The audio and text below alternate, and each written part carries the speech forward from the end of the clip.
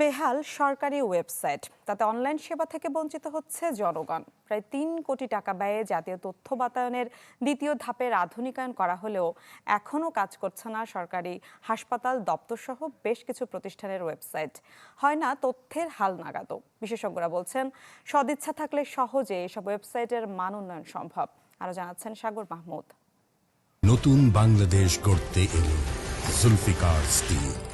Zulfikar still, ইস্পাত দৃঢ় অঙ্গীকার। জনগণের কাছে সরকারি সেবা সহজভাবে পৌঁছে দিতে ২০১৪ সালে জাতীয় তথ্য বাতায়ন চালু করে সরকার, যেখানে একটি ক্লিক করেই প্রবেশ করা যায় সব সরকারি প্রতিষ্ঠানের ওয়েবসাইটে। কিন্তু নিমিষেই সেবা দেওয়ার বদলে ওয়েবসাইটগুলো চলছে ঢিমে তালে। এই যেমন ঢাকা মেডিকেল কলেজ হাসপাতালের ওয়েবসাইট।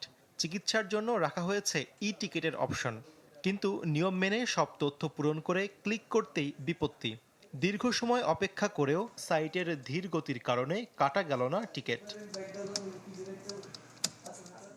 এবার জাতীয় তথ্য বাতায়ন থেকে উদ্যোক্তাদের সেবা সম্পর্কে জানা যাক। নতুন উদ্যোক্তাদের কর পরিশোধের নিয়ম জানার জন্য ক্লিক করতেই সামনে এলো একটি জুয়ার সাইট। তথ্য প্রযুক্তি বিশেষজ্ঞরা বলছেন, নিয়মিত ডোমেইন হোস্টিং নবায়ন এবং সার্ভারের মানোন্নয়ন না করার মতো নানা কারণে সরকারি ওয়েবসাইটগুলো দুর্বল হয়ে আছে। লিঙ্কগুলো আপ টু ডেট আছে কিনা, সিকিউরিটি প্রোটোকলগুলো ঠিকঠাকভাবে মেনটেন করা হচ্ছে কিনা, কোনো কিছু আউটডেটেড হয়ে গেল কিনা। So this are very important. So আমার মনে হয় যে হোস্টিংয়ের জায়গাগুলোতে বা সার্ভারের যে আপ টাইমটা, এটা যাতে 100% এর ক্লোজ হয়, সেটা আমাদেরকে এনশিওর করতে হবে। ইউজার এক্সপিরিয়েন্সের দিক থেকে আমরা অনেকটা পিছনে আছি ইন টার্মস অফ ডিজাইন।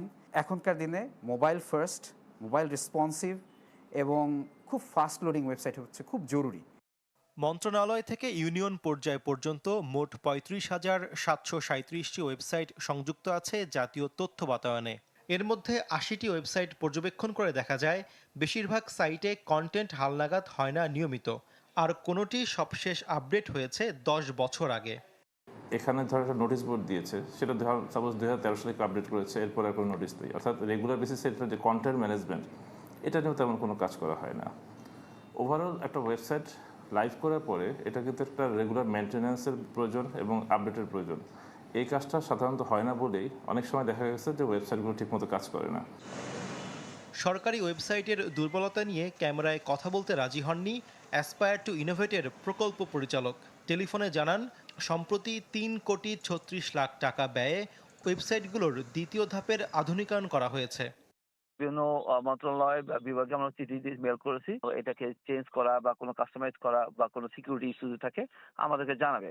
অনেকে তার তথ্যগুলো আপগ্রেড করেনি, আমরা বলেছি করতে, কারো হয়তো অ্যাটেনশন ওইভাবে দেয় নাই, বা আমরা অ্যাটেনশন আনার চেষ্টা করতেছি।